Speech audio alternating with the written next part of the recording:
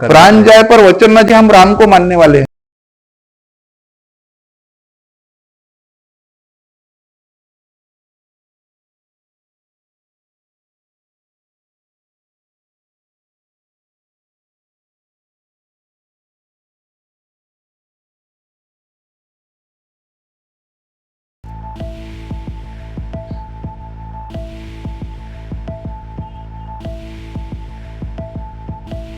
नमस्कार।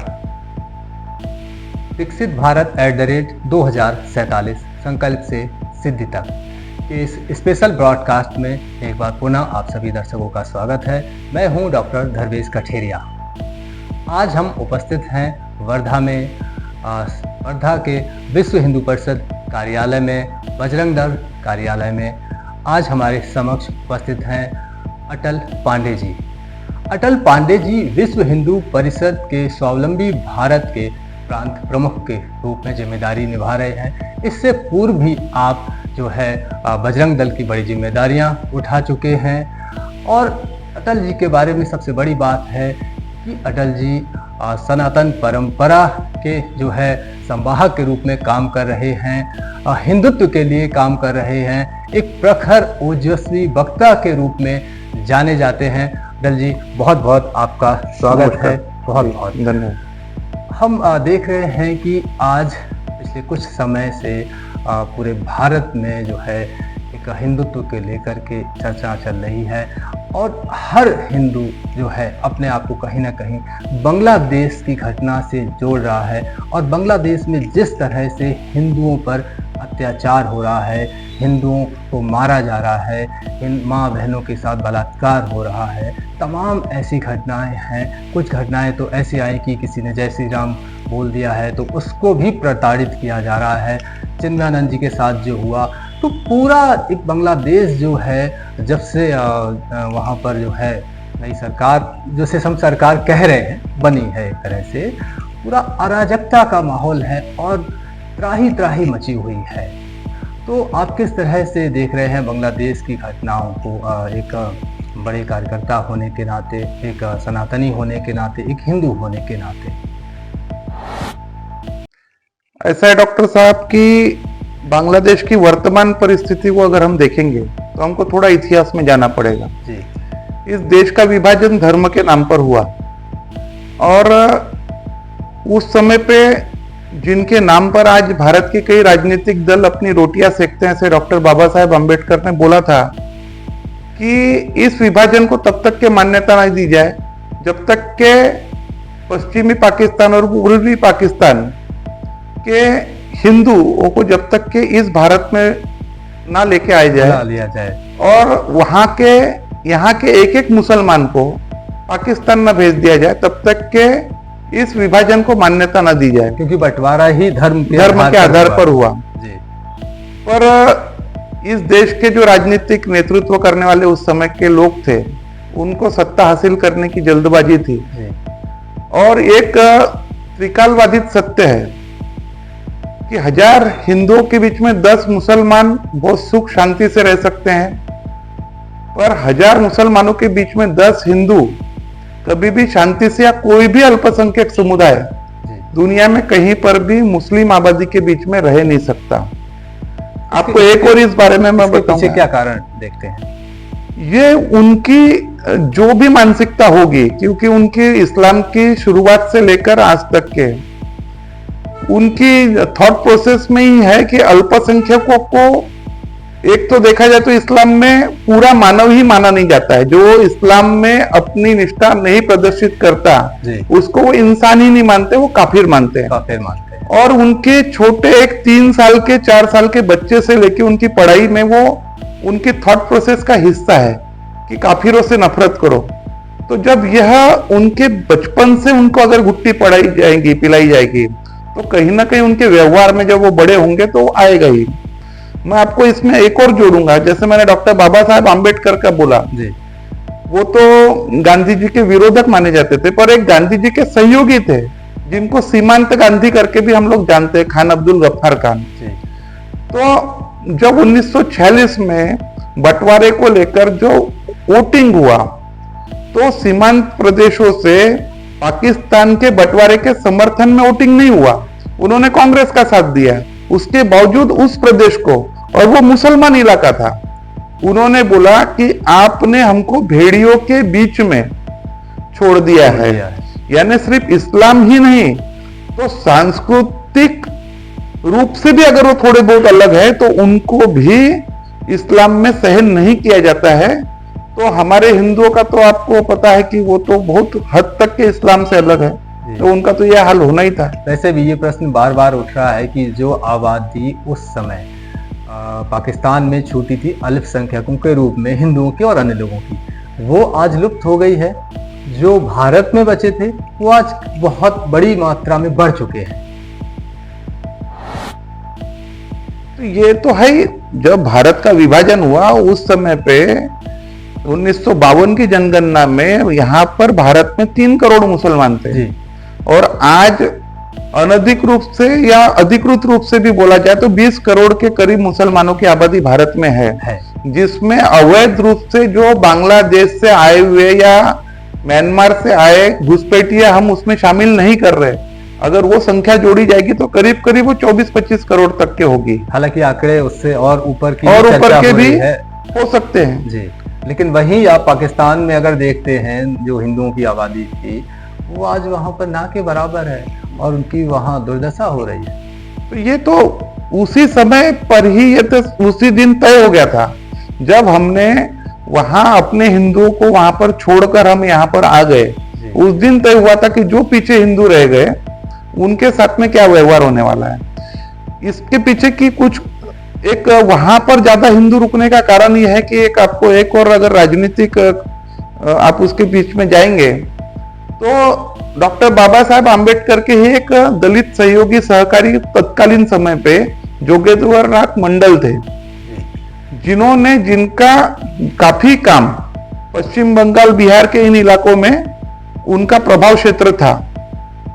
तो उनके प्रभाव में आज जो ये जय मीम और जय मीम की राजनीति आज जो हमको दिखाई दे रही है उसके जनक वो थे। उनको ही मुसलमानों का ज्यादा एक प्रकार का प्रेम उफान पे आया था। और जो भारत के पहले कानून मंत्री भारत में डॉक्टर बाबा साहेब आम्बेडकर बनाए गए, तो स्वतंत्र पाकिस्तान में जोगेश्वर नाथ मंडल बनाए गए। और उनका 1 साल में ही वहां के राजनीतिक नेतृत्व और वहां के लोगों से मोह भंग हुआ और भगकर यहाँ भारत में आगे की जिंदगी उन्होंने बिताई। पर उनके बातों के बहकावे में आकर जो हिंदू वहां रुक गए थे, अधिकतर उसमें दलित वर्ग है। जो बांग्लादेश में जो ज्यादातर हिंदू रुका वो हिंदू दलित वहां पर रुक गया और उसी को आज वहां पर उसके इसका भुगतान करना पड़ रहा है। अभी बांग्लादेश की घटना को लेकर के भारत में खास तौर से बड़े प्रदर्शन हुए, मोर्चा निकाले गए 10 दिसंबर को ही। उससे लगता है कि भारत में कुछ जो है जागरूकता आई या भारत के लोग कुछ जागरूक हुए, सचेत हुए बांग्लादेश के प्रति, बांग्लादेश में हिंदुओं के प्रति। नहीं, देखिए जागरण का तो ऐसा है कि जागरण तो हम बोलते हैं कि इस देश में एक नव जागरण का काल 2014 से ही आया है। भारत को राजनीतिक स्वतंत्रता तो 1947 में मिली और उसको सांस्कृतिक और धार्मिक स्वतंत्रता 2014 के बाद में मिली, जो मोदी जी के नेतृत्व में इस देश में सरकार बनी। मोदी जी उस पूरी भावना को जो 60 सालों से हिंदू भावना को दबाया गया था, उसका प्रगटीकरण मोदी जी के सरकार के रूप में 2014 को हुआ है। और उसके बाद में संवेदनशीलता हिंदुओं के प्रति पूरे दुनिया में, क्योंकि एक हिंदुत्व का उभार इस भारत में हो रहा है, तो पूरी दुनिया के भी हिंदू भारत के साथ में जुड़ रहे हैं। वो बांग्लादेश के ही नहीं, इस दक्षिण एशियाई प्रदेश के ही हिंदू नहीं तो पूरी दुनिया में, अमेरिका हो, इंग्लैंड हो, जो भी पहले अंग्रेजों के माध्यम से भी दुनिया में कहीं पे भी हिंदू चले गए होंगे, वह आज भारत को एक भरी आशा की नजर से देख रहे हैं। वही हम देखते हैं कि बहुत बार हिंदुओं पर कई विदेशों में जब भी अत्याचार हुए, हम देखते हैं कि युगांडा में हुए, अफ्रीका में हुए, तो वहां पर कभी भी हिंदुओं को भारत के सरकार की तरफ से कोई मदद नहीं मिली। पर आज जबकि हम बोलते हैं कि 2014 के बाद से हिंदुत्व को मानने वाली सरकार है, तो फिर हमारी भी अपेक्षा इस सरकार से यह है कि दुनिया में कहीं पे भी जब हिंदू समाज को कोई आपत्ति आती है, हिंदुओं पे अत्याचार होते हैं, तो भारत की सरकार ने हिंदुओं के प्रतिनिधि के तौर पर उस पर हस्तक्षेप करना चाहिए। मतलब है। तो इस 10 दिसंबर के अभियान से जो है आपको लगता है कि हिंदुओं में एक जागरूकता जो है, चेतना जागृत हुई है? चेतना का उस दिन प्रगटीकरण था, पर 10 दिसंबर का दिन जो चुना गया, वो चुना खास तौर पे इसलिए गया कि आपको उस 10 दिसंबर का दिन वो अंतरराष्ट्रीय मानवाधिकार दिवस है। मानवाधिकारों के और आज तक के इतिहास में हिंदुओं के मानवाधिकारों के बारे में दुनिया में कहीं पर भी मानवाधिकार संगठनों ने मुंह से आवाज नहीं निकाली है। ये बड़ी चर्चा हो रही है इस समय, यानी इसलिए मैं पूरा कर लूं कि जब से बांग्लादेश में हिंदुओं पर अत्याचार हो रहे हैं, हर तरह से देखा जाए तो मतलब बहुत भयानक स्थिति है, उस संदर्भ में उन घटनाओं को लेकर के अंतर्राष्ट्रीय स्तर पे भारत में जो है कोई बहुत बड़ी आवाज उस तरह से नहीं उठ रही है मानवाधिकारों को लेकर के, मानवाधिकारों के हनन को लेकर के, जो अन्य घटनाओं पर होती थी। एक विशेष समुदाय की अगर बात करें, उस पर जब भी कुछ इस तरह की घटनाएं होती थी, यहाँ तक कि कसाब के मामले को ले लें, तब भी बहुत सारे अंतर्राष्ट्रीय और तमाम देश से भी ऐसी आवाजें उठी मानवाधिकारों के हनन की बातें। लेकिन बांग्लादेश की घटना को लेकर के इस तरह की जो आवाज एक उठनी चाहिए थी हिंदुओं के प्रति, उनके ऊपर हो रहे शोषण अत्याचारों के प्रति, वो नहीं उठ रही है। वो भारत में भी नहीं उस तरह से उठ रही है। तो 10 दिसंबर का दिन चुनने का कारण ही यह था कि जो तथाकथित मानवाधिकार कार्यकर्ता है, ये किस एजेंडे पर काम करते हैं, यही दिखाने के लिए 10 दिसंबर का दिन चुना गया। आपको पता है कि जब द्वितीय विश्व युद्ध के समय यहूदियों पर अत्याचार हुए, तो कुल मिला के 3-4 लाख यहूदियों को होलोकास्ट में मारा गया, बड़ी क्रूरता से मारा गया। पर उसके ऊपर 50 पिक्चरें बनी होगी। वो 60-70 सालों से आज तक की वो चर्चा उसकी रुकी नहीं है। और दुनिया में कहीं पर भी मुसलमानों पर कहीं कुछ होता है तो दुनिया भर के अवार्ड वापसी गैंग, यहाँ पर भी भारत में भी हुआ। एक साइकिल चोर अगर एक भीड़ के द्वारा मारा जाता है, वो अगर मुसलमान होता है तो उस पर भी अवार्ड वापसी गैंग एक्टिव हो जाती है। पर इतने बड़े पैमाने पर हिंदुओं का कत्लेआम हो रहा है और इसकी बड़ी बड़ी श्रृंखला है, उसके बारे में कभी कोई बोला ही नहीं। उनको आईना दिखाने के लिए ही वो दिन चुना गया कि हिंदुओं के भी मानवाधिकार है और ये तथाकथित मानवाधिकारवादियों ने उस पर भी बोलना चाहिए। सरकार से क्या अपेक्षाएं हैं अभी, क्योंकि आप एक कार्यकर्ता भी हैं, और तो सरकार से क्या अपेक्षाएं कर रहे हैं कि सरकार किस तरह से हस्तक्षेप करे? यहाँ मतलब आम जनता की तो मांग है कि बांग्लादेश को जिस तरह से भारत ने आज़ादी में सहयोग किया एक तरह से, उसी तरह से फिर से बांग्लादेश को भारत में समाहित कर लेना चाहिए। तमाम मतलब जो आम जन में इस समय जो है एक आवाज़ उठ रही है, आम जनता की आवाज़ है, लेकिन आम जनता की आवाज़ और सरकार का एक जो पक्ष है, उन दोनों में बहुत चीज़ें अंतर होते हैं। तो एक कार्यकर्ता होने के नाते आप क्या सोच रहे हैं कि सरकार से क्या अपेक्षाएं होंगी? सरकार किस तरह से एक्शन लेने पे एक्शन प्लान तैयार कर रही है? देखिए, जैसा आज अगर वर्तमान सरकार से अपेक्षा की जाए तो पूरी अपेक्षा है ही, क्योंकि खुद को हिंदुत्ववादी सरकार बोलने वाली सरकार है। पर अगर संवैधानिक रूप से भी अगर देखा जाए तो भारत सरकार की यह बाध्यता है, क्योंकि 1947 में जब दोनों देश आजाद हुए, भारत और पाकिस्तान, तो नेहरू और लियाकत के बीच में, जो पाकिस्तान के प्रधानमंत्री थे और भारत के प्रधानमंत्री नेहरू, इनके बीच में एक समझौता हुआ था।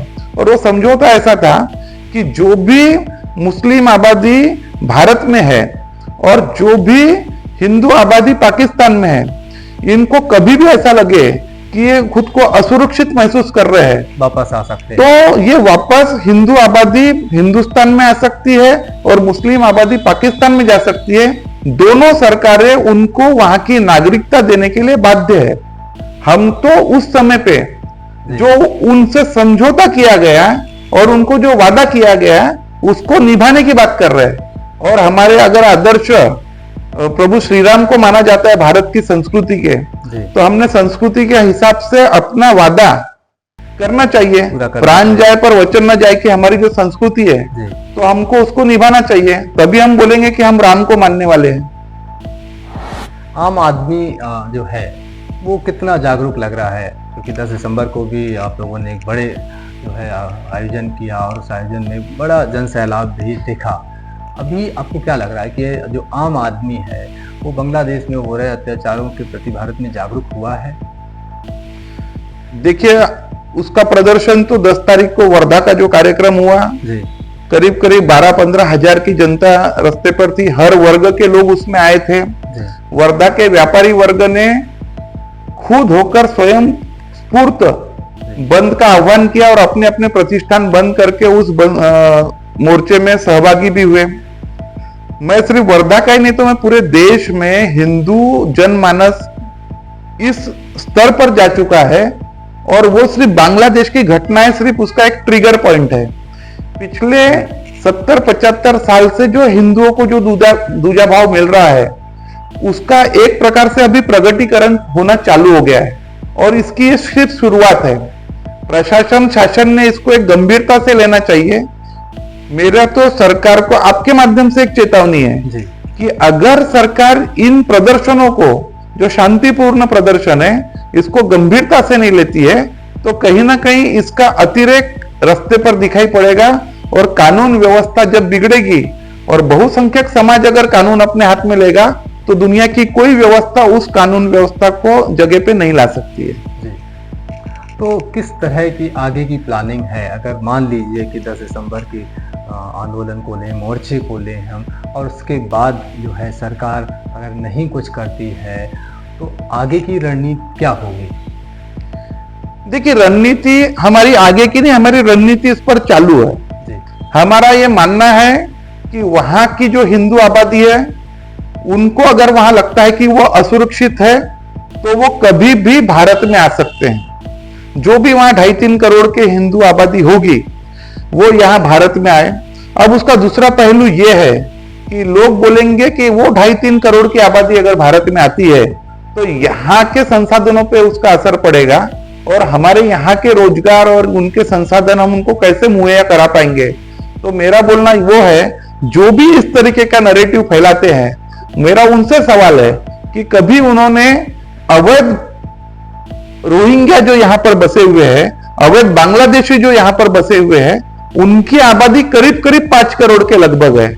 तो उन्होंने जो हमारे यहाँ के संसाधनों पर कब्जा करके रखा है, हमारे लोगों के रोजगार छीने हुए हैं, उस पर उन्होंने आवाज नहीं उठाई। तो उसका सीधा सा एक इलाज है, एक एक अवैध बांग्लादेशी को, एक एक अवैध रोहिंग्या को फिर से बॉर्डर पार करके बांग्लादेश में भेजना पड़ेगा और यह प्रत्येक जागरूक नागरिक का काम है। हम सरकार के मशीनरी पे भरोसा क्यों करेंगे? मुझे बताइए, ये किसी भी कानून मानने वाले नागरिक का काम है। अगर उसको लगता है कि यह गैर कानूनी काम कहीं हो रहा है तो वह उस पर स्वयं स्फूर्त होकर उस पर एक्शन ले सकता है, सरकारी मशीनरी के पास में उसको जाके पेश कर सकता है। इसलिए मेरा आपके माध्यम से सभी हिंदुओं का आह्वान है कि कहीं पर भी अगर ऐसा लगता है कि आपको शक है कि यह व्यक्ति अवैध बांग्लादेशी घुसपैठिया है तो उसके डॉक्यूमेंट चेक करिए। उसमें अगर आपको कहीं पे भी कोई त्रुटियां लगती है तो यहाँ की पुलिस को, यहाँ के स्थानिक प्रशासन को बताकर उनको वापस यहाँ से डिपोर्ट करने की व्यवस्था करनी चाहिए। वैसे भी सरकार की तो अपनी एक सीमाएं हैं। अगर हमारे मोहल्ले में भी कोई नया आ रहा है तो हमें जानकारी होती है, तो वो दायित्व तो मतलब आम आदमी को इस समय निभाना चाहिए कि अगर कुछ है, कोई नया आ रहा है तो उसकी सूचना तो कम से कम देना चाहिए। और अगर वो सूचना देता है तो निसंदेह सरकार उस पर कार्रवाई करेगी। और हमारी आबादी लगभग हम लोग 140 करोड़ के आसपास हैं।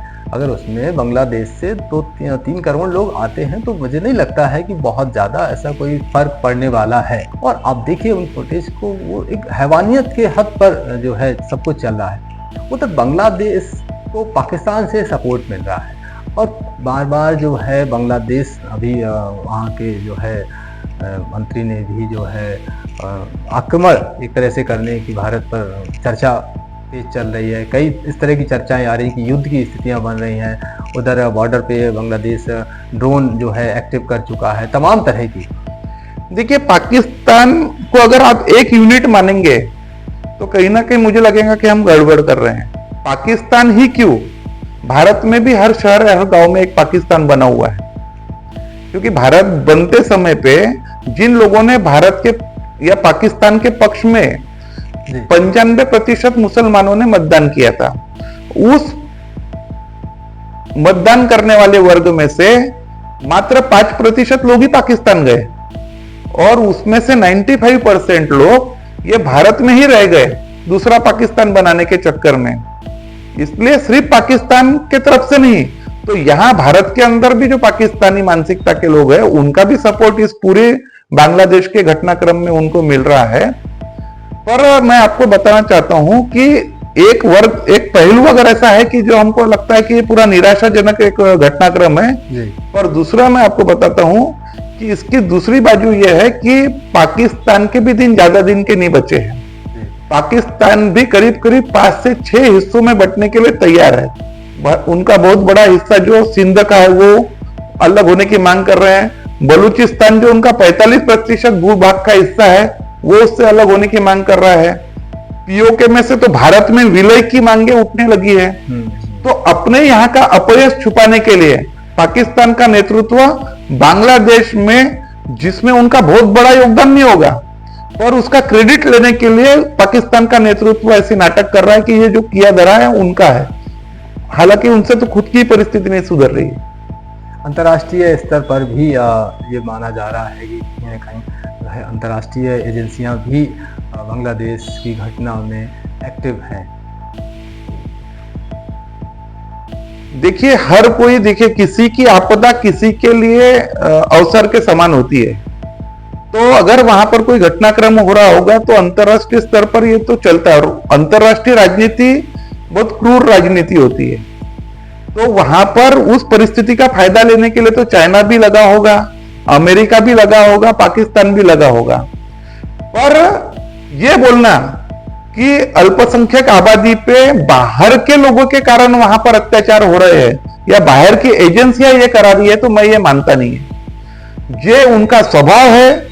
मुसलमानों के बीच में पूरी दुनिया में कहीं पर भी अल्पसंख्यक खुशी खुशी नहीं रह सकते, सुख से नहीं रह सकते, तो बांग्लादेश उसमें अपवाद नहीं हो सकता। इसलिए वहां की परिस्थितियों के लिए दूसरी एजेंसियों को दोष नहीं देना। मुसलमानों का यह स्वभाव है कि वो अपने यहाँ पर अल्पसंख्यक लोगों को सहन नहीं कर सकते, उसका परिणाम हमारी वहां की हिंदू आबादी इसके पीछे जो कारण है कि भारत जो है विकसित राष्ट्र की तरफ तेजी से बढ़ रहा है, तो कहीं ना कहीं जो अंतर्राष्ट्रीय एजेंसियां हैं वो भारत को रोकना चाहती हैं, बांटना चाहती हैं। एक होता ना एक अड़ंगा लगाना कि भाई भारत तेजी से एक जो है विकसित राष्ट्र की तरफ बढ़ रहा है, और मोदी जी ने संकल्प जो लिया है कि हम 2047 तक जो है भारत को विकसित राष्ट्र के रूप में जो है लाएंगे, करेंगे। तो वो भी कहीं ना कहीं एक पूरी दुनिया में इस तरह से भारत विश्व गुरु बनने की तरफ बढ़ रहा है, तो वो भी तो दुनिया चाहेगी ना एक कि भारत जिस तरह से तेजी से हर क्षेत्र में बढ़ रहा है तो उसे रोका जाए। तो वो भी एक फैक्टर कहीं काम कर रहा है। जाहिर सी बात है, मैंने जैसा बताया कि 2014 के पहले दुनिया के नजर में भारत एक बाजार था जी, और एक आयातक के रूप में भारत की पहचान थी। और 2014 के बाद में भारत में जब से आत्मनिर्भर भारत, यह जो मुहिम माननीय प्रधानमंत्री जी के नेतृत्व में भारत चला रहा है, तो बहुत सारी चीजों पे जब हम दूसरों पर निर्भर थे, आज हम आत्मनिर्भर हुए। सैन्य उपकरण हो या दुनिया की ऐसी बहुत सारी चीजें हो, टेक्नोलॉजी के मामले में हो, हमने अभी यूरोप के सैटेलाइट हमारे यहाँ की एजेंसी ने उसको लॉन्च किया है। तो ऐसे बहुत सारे क्षेत्र में भारत अपनी आगे उड़ान भर रहा है।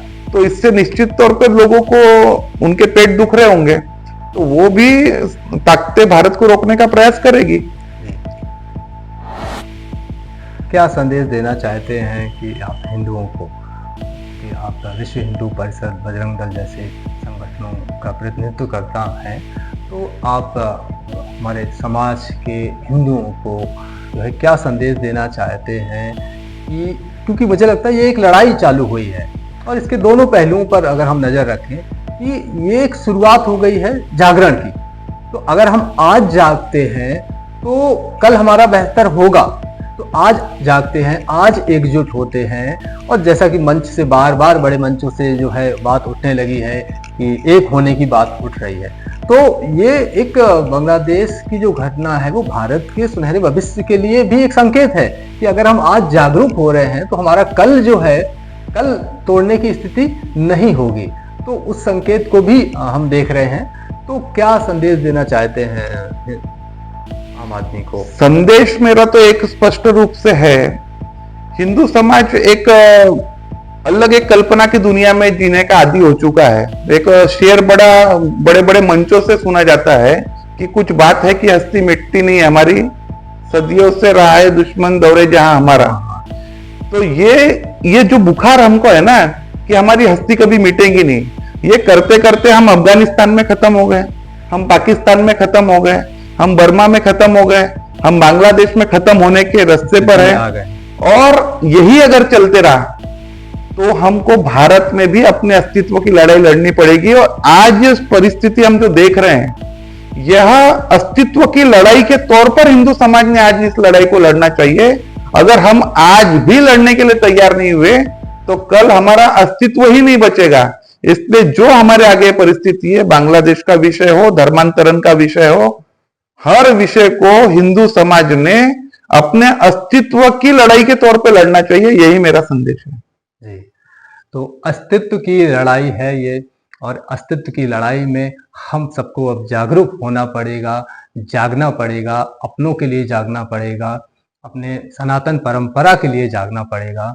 और हमारे जागने से अगर हमारा राष्ट्र सुरक्षित होता है, हमारी माताएं बहनें सुरक्षित होती हैं, हमारा बॉर्डर सुरक्षित होता है, हमारे लोग सुरक्षित होते हैं, तो ये बहुत ही हम सब के लिए सम्मानजनक और सकारात्मक बात होगी। बहुत बहुत धन्यवाद।